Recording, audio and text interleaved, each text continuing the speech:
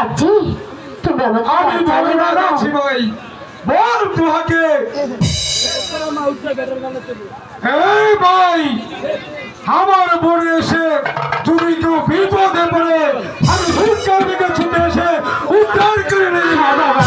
তুমি না থাকলে ও ডাকাত আমার সঙ্গে কি করতে আমি জানি না।